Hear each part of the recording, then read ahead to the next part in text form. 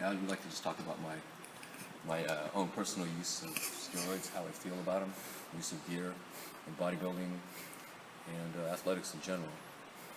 Personally, I started hitting the weights hard, say about 6 years ago. After a year and a half, 2 years of just pretty intense training, I got on a cycle. Started with test sip, actually, and didn't like it. I had a lot of water retention, a lot of estrogen sides. So I did some reading, and I read that test prop has actually the least amount of sides. Whether it makes a huge difference, I can just say from personal experience, it did for me.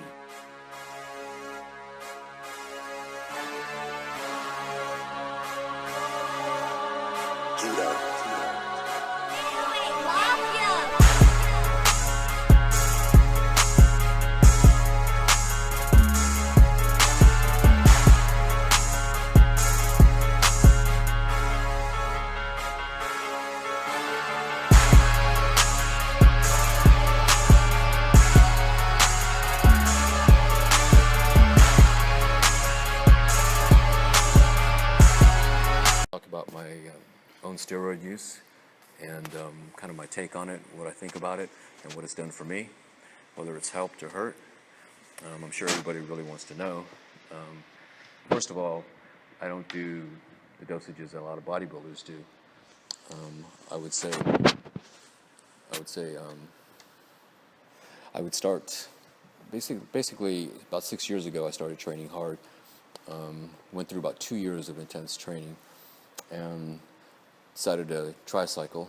And first cycle was test sip, but I did not like it because I did have some water retention, estrogen sides.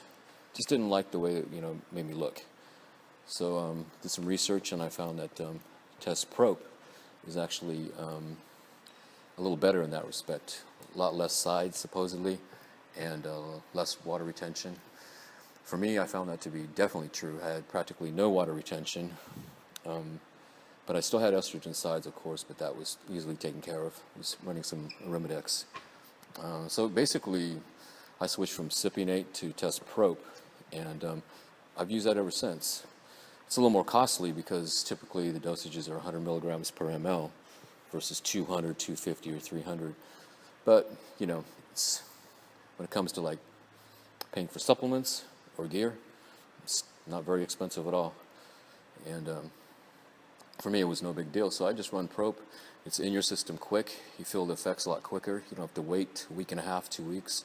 And, it's out of your system in a couple of days. The only downside, I guess, are the frequent injections. And that is kind of an issue. You build up a lot more scar tissue with the frequent injections. Later on, I can say something about how to get rid of that. So basically, I was running test prop. I did some Masteron too, and Masteron was good, typical pre-contest drug. I guess for myself, I always liked those kind of drugs because it just gave you a nice hard, bigger, of course, hard, clean, a dry look, which appealed to me. Like, if you're an everyday person, you're definitely going to look better than the average person on the street, but you're not going to be all blown up. And not that that's a bad thing. It's just, I think it's a little bit easier for a lot of people to relate to. Something that a lot more people can do, rather than doing huge dosages, getting all, really, really big. And that's, if that's what you want to do, that's fine. But for most people, I don't think they really want to go that route.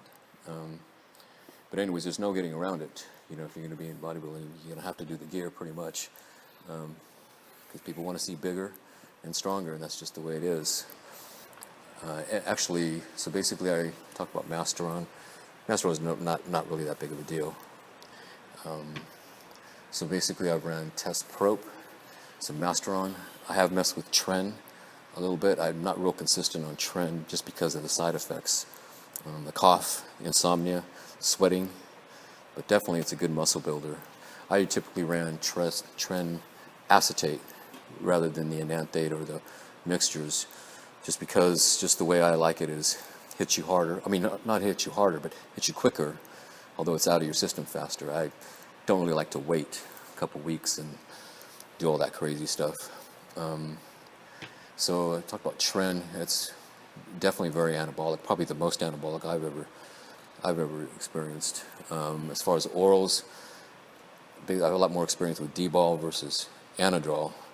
Anadrol I tried, kind of made me feel kind of sick, a little nauseous. D-ball didn't do that. I had a lot of water retention with D-ball, but my weight jumped up. It's definitely a good first time mass builder, but I don't really use that